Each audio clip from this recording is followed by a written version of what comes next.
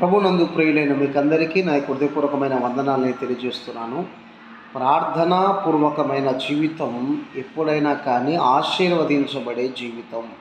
గమనించండి, మన జీవితంలో ఒక్కొక్క శ్రమ ఒక్కొక్క అనుభవాన్ని నేర్పిస్తుంది. ఒక్కొక్క కష్టం ఒక్కొక్క గుర్తును నీకు నిలబెడుతుంది. గమనించాలి, దేవుని యొద్ద కష్టాలలో నడుస్తున్న నువ్వు ప్రార్థన చేసేటప్పుడు స్వార్థపూరితమైన ప్రార్థన ఉండకూడదు.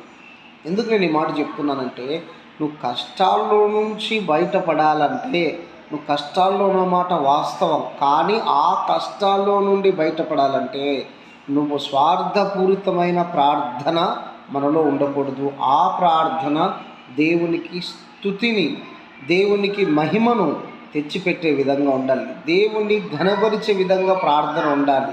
దేవునికి మహిమకరంగా ప్రార్థన ఉండాలి. ఆ ప్రార్థనలో దేవుని స్తుతికే ప్రాధాన్యత ఉండాలి. అంతేకాని ప్రార్థన అంటే కేవలం స్వార్థం కోసమే, మన కష్టాలు చెప్పుకోవడానికే కాదు. నువ్వు మొదటగా దేవుణ్ణి స్తుతించు. దేవుడు నీ కష్టాలను అడగకపోయినా ఆయన తీర్చడానికి సిద్ధంగా ఉన్నాడు. కాబట్టి మనం ప్రార్థనా పూర్వకంగా ముందుకెళ్దాం. దేవుడు తప్పక దీవిస్తాడు.